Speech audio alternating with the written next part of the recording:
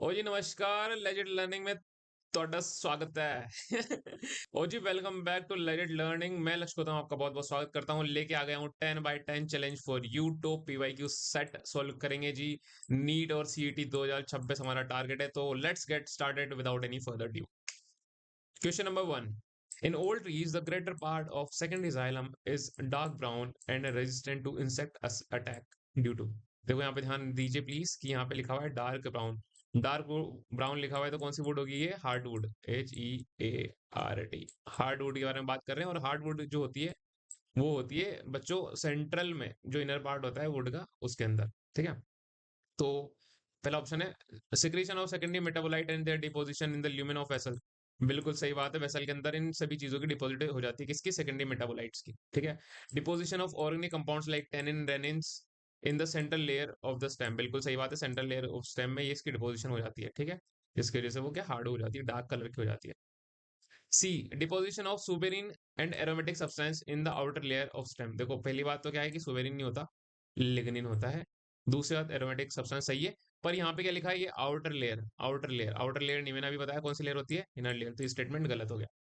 Option D deposition of tannin gum renin resin and aromatic substance in the peripheral layer. अब वापस यहाँ पे क्या आ गया? पेरिफेरल लेयर, पेरिफेरल आ गया तो ये भी गलत हो गया, सेंट्रल में होती है। ठीक है, सारी चीजें सही है, गम रेनिन और एरोमेटिक सब्सटेंस का डिपोजिशन होता है।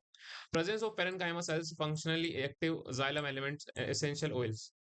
इसके अंदर एसेंशियल ऑयल होते हैं। देखो सिंपल सी बात है, यहाँ पे कोई लिविंग टिश्यू नहीं है, यहाँ पे डेड टिश्यू, तो ये कोई फंक्शनल नहीं है। ये स्टेटमेंट भी गलत हो गया। कौन कौन से सही है? आपने ए और बी, ए और बी, ए और बी, ए और बी, ये रहा 4। ठीक है, राइट। चलिए इसका आंसर है 4। The describe the hardwood. पहली बात, हार्डवुड अपन ने बात कर ली थी। हार्डवुड फॉर्म का ही से बनती है, डिपोजिशन से बनती है ऑर्गेनिक कंपाउंड्स के, जैसे टेनिन हो गए, रेनिन हो गए, ऑयल्स हो गए, है ना, एरोटिक कंपाउंड्स हो गए, है ना, सेंट्रल लेयर में इसका डिपोजिशन हो जाता है। ठीक है, ओके। चलिए नेक्स्ट क्वेश्चन। हाँ, और ये इसकी वजह से क्या होती है? ड्यूरेबल बनती है और इंसेक्ट रेजिस्टेंट बनती है। नेक्स्ट क्वेश्चन असर्शन रीजन वाला है बच्चों, बिल्कुल ये अपन पढ़ते हैं। Mendel's law of independent assortment does not hold good for the genes that are located closely on the same chromosome. देखो लोकेटेड, लोकेटेड इस पे ध्यान दीजिए, लोकेटेड क्लोजली और एक ही क्रोमोसोम पे, सेम क्रोमोसोम पे, सेम ही क्रोमोसोम पे क्या लॉ ऑफ इंडिपेंडेंट असोर्टमेंट काम नहीं करता है, ऐसा ये कह रहा है असर्शन। ठीक है, तो ये तो मुझे लग रहा है कि ये सही है। सही बात है, क्योंकि अगर क्लोज रिलेटेड वो जीन्स है एक ही क्रोमोसोम पे होंगे तो फिर उनका इंडिपेंडेंट असोर्टमेंट थोड़ा होगा, उसमें तो लिंकेज हो जाएगा। लिंकेज होगा तो साथ में असोर्ट होंगे। रीजन दे रखा है क्लोजली लोकेटेड जीन्स असोर्ट इंडिपेंडेंटली। अब देखो ये असर्जन तो कुछ और गिरा है और रीजन कुछ और गिरा है। ठीक है, बिल्कुल गलत है। देखो closely located genes do not assort, ये लिखा असोर्ट इंडिपेंडेंटली, ये गलत हो गया जी। है तो कौन सा आंसर हो गया जी प्यारे बच्चों? बताओ जल्दी से। ए तो सही है, बी गलत है, सेकंड वाला हो गया। Right.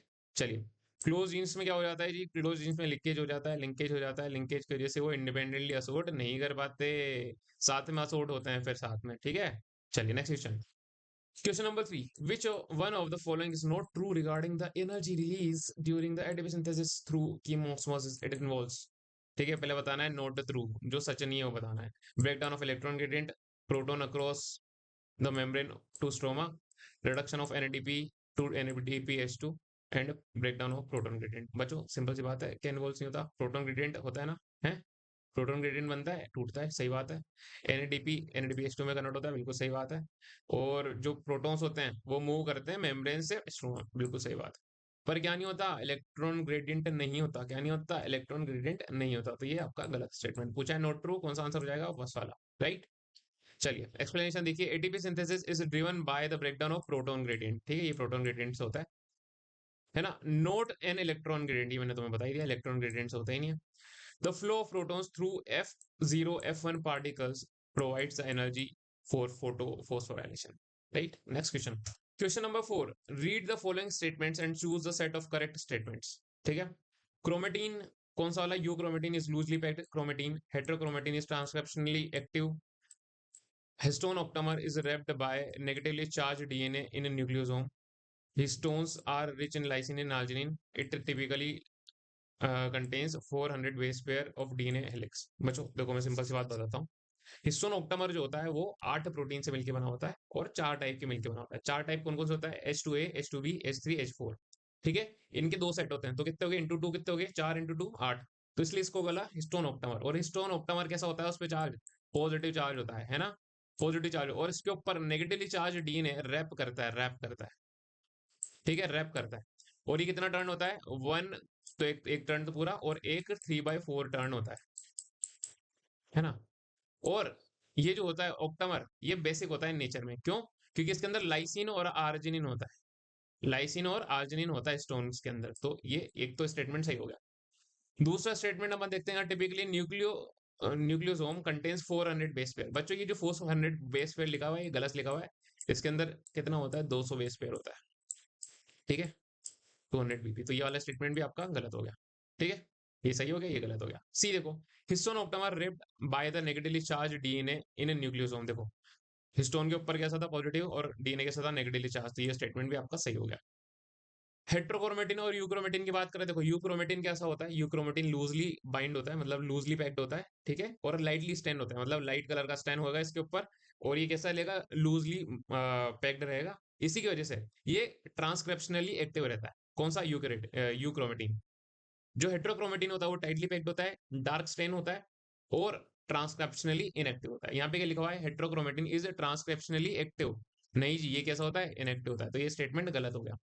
Euchromatin is loosely packed chromatin, euchromatin loosely packed होता है, बिल्कुल सही है।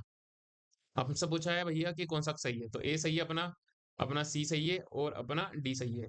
A C D पहला सही है, राइट। चलिए, ये इसका एक्सप्लेनेशन है। बी रॉन्ग है इसलिए क्योंकि हेट्रोक्रोमेटिन जो होता है इनएक्टिव होता है, सही बात है। और ई इसलिए गलत है जी कि उसके अंदर 200 बेस पेयर होते हैं, ना कि 400, राइट। चलिए, next question. Question number 5, identify the correct set of statement. Correct बताना है आपको। The leaflets are modified into pointed hard thorns in citrus and bougainvillea. अपन को ये पता है बोगनविलिया और सिट्रस में थॉर्न्स होते हैं, कांटे होते हैं मतलब, है ना, पॉइंटेड होते हैं, बिल्कुल सही बात है। पर क्या वो लीफलेट से मॉडिफाई होते हैं? नहीं जी। देखो तुमने कंपाउंड लीफ देखी ना, कंपाउंड लीफ क्या होती है, जिसके मार्जिन, मतलब लीफ के अगर मार्जिन कहाँ पे, मिड रिप पे टच कर जाए तो उसको क्या बोल देते हैं, कंपाउंड लीफ। और ये जो छोटे छोटे बन रहे हैं ना, अब इसको क्या बोलेंगे, लीफलेट बनेंगे। तो इस लीफलेट की मॉडिफिकेशन है क्या, लीफलेट की मॉडिफिकेशन होते हैं, थॉर्न्स नहीं होता है ना। तो ये तो गलत हो गया स्टेटमेंट अपना, है ना। Axillary bud form slender and spirally coiled tendril in cucumber and pumpkin. Pumpkin और जो कुकुम्बर है, ककड़ी है, ठीक है, उसके अंदर एक्सिलरी बर्ड किसमें मॉडिफाई होती है, टेंड्रिल में होती है, बिल्कुल सही बात है ये तो। चलिए, stem is flattened and fleshy in opuntia and modified to perform the function of leaves. देखो क्या होता है, ओपनशा होता है ना, डेजर्ट एरिया में ओपनशा आपको मिलेगा, इसमें कांटे कांटे लगे होते हैं, है ना। तो इसका जो ये स्टेम है, देखो इसकी जो लीफ होती है वो तो कांटों में मॉडिफाई हो जाती है, कांटों में, ठीक है, और जो स्टेम होती है वो फ्लैशी हो जाती है और फोटोसिंथेटिक हो जाती है, ठीक है। तो ये वाला स्टेटमेंट जो है अपना वो सही है, ठीक है, राइट। चलिए, rhizopora shows vertically upward growing roots that helps to get oxygen for respiration. देखो मार्श एरियाज में कुछ ऐसे प्लांट्स जैसे कि राइजोफोरा ग्रो होते हैं, तो ये क्या करते हैं, अब इनके नीचे ना एक ऑक्सीजन नहीं मिलती इनको, है ना, तो सांस लेने के लिए क्या करते हैं, इनकी रूट्स, जिनको निमेटोफोर भी कहते हैं, वो ऊपर आ जाती हैं, ठीक है, मतलब जो सरफेस ऊपर आ जाती है और वहां से ऑक्सीजन को एब्जॉर्ब करती है, राइट। तो ये वाला जो स्टेटमेंट है भी सही है, ठीक है। राइजोफोरा में क्या होती है, निमेटोफोर्स रूट का नाम है, ठीक है। Subaerial growing stem in grasses and strawberry helps in the vegetative propagation. देखो सब एरियल जो आती है वो ऐसी डंडी सी ओपन करते हैं, तो उसको वेजिटेटिव प्रोपगेशन में भी यूज कर सकते हैं, ये भी सही है। कौन कौन सा सही है जी, बी सही है, सी सही है, डी सही है, और ई सही है। B C D E second इसका करेक्ट आंसर हो चुका है जी, ये आ गया, ठीक है। Bougainvillea are modified of axillary bud है, ना कि लीफलेट है, ये मैं तुम्हें बता ही दिया। Next question. Question number 6, which of the following statements are correct regarding skeletal muscles. सबसे पहले तो स्केलेटल मसल्स क्या होती है, जो अपना स्केलेटल सिस्टम है उसके ऊपर जो मसल्स हैं, जो अपन को ये जो भी मैं कर रहा हूँ, ये सब किस वजह से कर रहा हूँ, स्केलेटल मसल्स की वजह से कर रहा हूँ, राइट। तो यहाँ पे लिखा हुआ है कि स्केलेटल मसल्स के जो सही सही स्टेटमेंट है आपको बताना है, ठीक है। इधर देखो, muscle bundles are held together by collagenous connective tissue layer called fascicles. Simple सी बात तो यह है कि जो मसल बंडल्स होते हैं, मसल बंडल्स, इन्हीं का दूसरा नाम क्या है, फेसिकल्स है। और ये जो कोलेजिनस कनेक्टिव टिश्यू जो इन मसल बंडल्स को होल्ड करके रखता है, उसका नाम है फेसिया, FASCIA, है ना। क्योंकि ये सिमिलर नाम होते हैं तो ये एग्जामिनर कंफ्यूज करने की कोशिश करता है अपन को, है ना। तो फेसिकल्स तो खुद मसल बंडल है और उनको जो कनेक्ट करके रखता है, इकट्ठा करके रखता है, उस कनेक्टिव टिश्यू का नाम क्या है, फेसिया, राइट। तो ये स्टेटमेंट तो अपना क्या हो गया जी, ये वाला स्टेटमेंट गलत हो गया। अगला देखो, sarcoplasmic reticulum of muscle fibre is a store house of calcium ion. Sarcoplasmic reticulum में बिल्कुल सही बात है, कैल्शियम आयन स्टोर रहते हैं। अगला देखते हैं अपन, striated appearance of the skeletal muscles fibre is due to the distribution pattern of actin and myosin protein. देखो एक्टिन जो होता है ना, एक्टिन एक्टिन कैसा होता है, thin filament, thin thin thin thin thin thin filament होता है ना। और मायोसिन कैसा होता है, मायोसिन होता है थिक फिलामेंट, THIC के, थिक फिलामेंट, है ना। तो ये जो थिन फिलामेंट है इसकी वजह से लाइट अपीयरेंस आता है, और जो थिक फिलामेंट है इसकी वजह से डार्क अपीयरेंस आता है, ठीक है। तो ये वाला स्टेट, इसी वजह से जो अपीयरेंस होती है वो स्ट्राइटेड होती है, स्टेटमेंट सही हो गया, ठीक है। M line is considered as functional unit of contraction called sarcomere. देखो जो फंक्शनल यूनिट ऑफ कॉन्ट्रेक्शन है, फंक्शनल यूनिट ऑफ कॉन्ट्रेक्शन वो सार्कोमियर तो है, पर क्या एम लाइन होती है क्या उसमें सार्कोमेयर में? नहीं जी, ये होती है Z line, Z line, Z line, Z line के बीच का जो पोर्शन होता है उसको अपन सार्कोमेयर बोलते हैं, राइट। तो ये स्टेटमेंट आपका गलत हो गया। कौन सा सही है, कौन सा सही है? पहला आपका गलत है, बी सही है और सी सही है, ठीक है। बी और सी पहले ही ऑप्शन सही है, ठीक है, राइट। ये इसका एक्सप्लेनेशन है, देख लीजिए। ए रॉन्ग है क्योंकि जो फेसिया बोलते हैं, उसे क्या बोलते हैं, कनेक्टिव टिश्यू को फेसिया बोलते हैं। फेसिकल्स तो खुद मसल बंडल ही होता है, राइट। और डी इसलिए आपका गलत है क्योंकि एम लाइन नहीं, उसे जेड लाइन बोलते हैं, है ना। सार्कोमेयर दो जेड लाइन के बीच का पोर्शन होता है, ठीक है, right. Next question, question number 7, which of the following statements are correct? क्या है भैया, करेक्ट कौन सा है? An excessive loss of body fluid from the body switches off osmoreceptor. बच्चों मुझे एक बात बताओ कि अगर अपनी बॉडी से बहुत सारा जो फ्लूइड है वो बाहर जा रहा है ना, तो जीएफआर मेंटेन करना है, ब्लड प्रेशर मेंटेन करना है, तो उसके लिए जो ऑस्मो रिसेप्टर है उनको बंद कर दें क्या, कि चालू करें? अरे चालू करेंगे ना, जरूरत है तो। ये तो यहाँ स्विच ऑफ कर रहा है, तो स्टेटमेंट कैसा हो गया, ये अपना गलत हो गया जी। अगला देखो, ADH anti diuretic hormone facilitates water absorption reabsorption to prevent diuresis. Diuresis मतलब सुसु, ठीक है। तो सुसु को प्रिवेंट करना है, मतलब ज्यादा सुसु नहीं आए, इसलिए क्या करते हैं, एडीएच वाटर के रीएब्जॉर्प्शन को बढ़ा देता है, एंटी डाययूरेटिक हार्मोन, बिल्कुल सही बात है ये, है ना। अगला देखो, एएनएफ एट्रीनेट्रीयूरेटिक फैक्टर कोजेज वेसोडाइलेशन।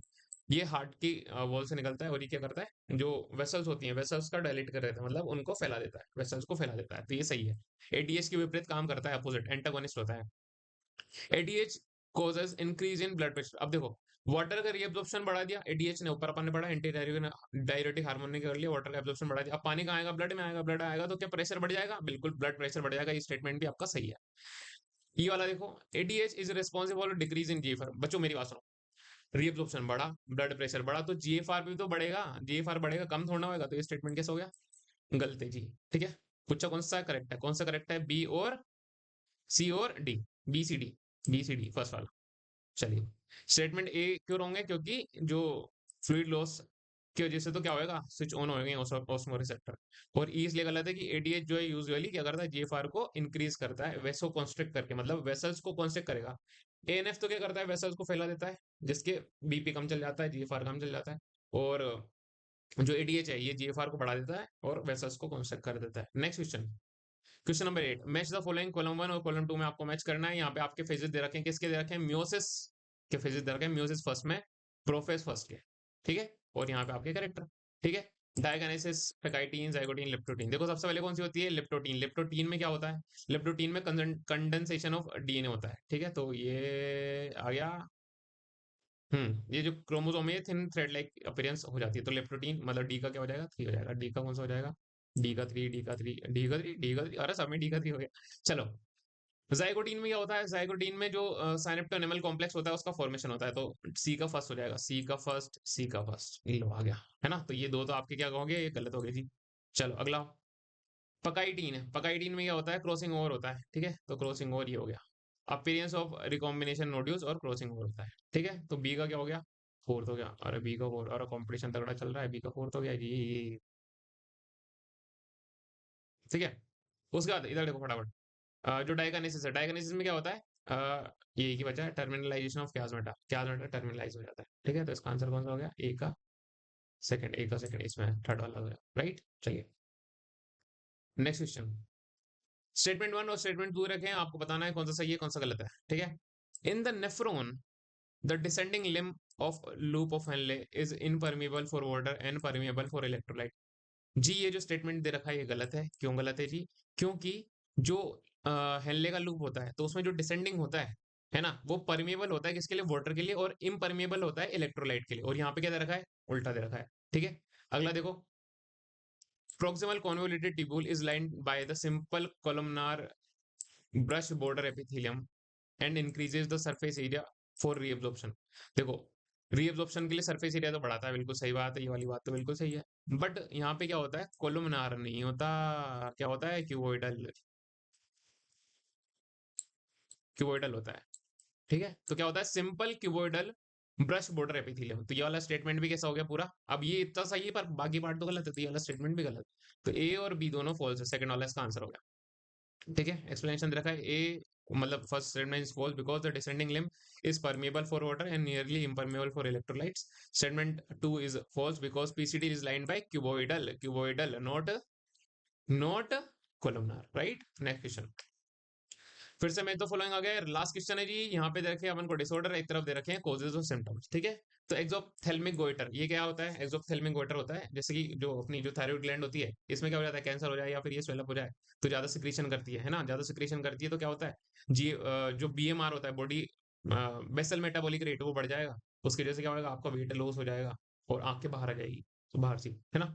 तो इसका जो है फर्स्ट का ये आएगा, hyper secretion of thyroid hormone and protruding eyes, आंख ऐसे बाहर बाहर आ जाती है, ऐसे बड़ी बड़ी सी दिखने लग जाती है। राइट, एक्रोमेगेली, एक्रोमेगेली में क्या होता है, ग्रोथ हार्मोन जब ज्यादा सिक्रीट हो जाए, कब, एडल्टहुड में, तो उसको क्या बोलते हैं, एक्रोमेगेली। ठीक है, ये excessive secretion of growth hormone in adult. अगर ये बचपन में हो जाए तो उसको हो जाता है जाइगेंटिज्म। तुमने डोरेमोन देखा है, डोरेमोन में सबकी हाइट बराबर है पर जियान की ज्यादा है ना। सब एज एक एज के ना, पर जियान की हाइट एकदम से ज्यादा है, क्यों है भाई, उसको क्या हो रखा है, उसको हो रखा है जाइगेंटिज्म, है ना। तो उसको कैसे याद रखोगे, जियांटिज्म। ठीक है, जाइगेंटिज्म। ठीक है, तो जाइगेंटिज्म बचपन में होता है, और जो एक्रोमेगेली है वो कहाँ होता है, वो होता है एडल्टहुड में। राइट, चलिए, Cushing syndrome, Cushing syndrome, Cushing syndrome में क्या होता है जी, एक्सेसिव सिक्रीट, देखो इसमें क्या होता है, जो कुशिंग सिक्रीट, अब देखो नाम से बता रहा है कुशन, है ना, कुशिंग मतलब कुशन जैसा। तो जो मुंह होता है ना, वो ऐसा गोल मटोल हो जाता है, सन के जैसा, कुशन जैसा हो जाता है। ठीक है, तो ये हो गया excessive secretion of cortisol. Cortisol एक स्ट्रेस हार्मोन होता है जो कि एड्रिनल से रिलीज होता है। ठीक है, तो मुंह मुंह जो हो जाता है वो ऐसा गोल मटोल सा हो जाता है आपका, और जो हाइपर ग्लाइसीमिया हो जाता है, मतलब ब्लड में ज्यादा शुगर आ जाती है।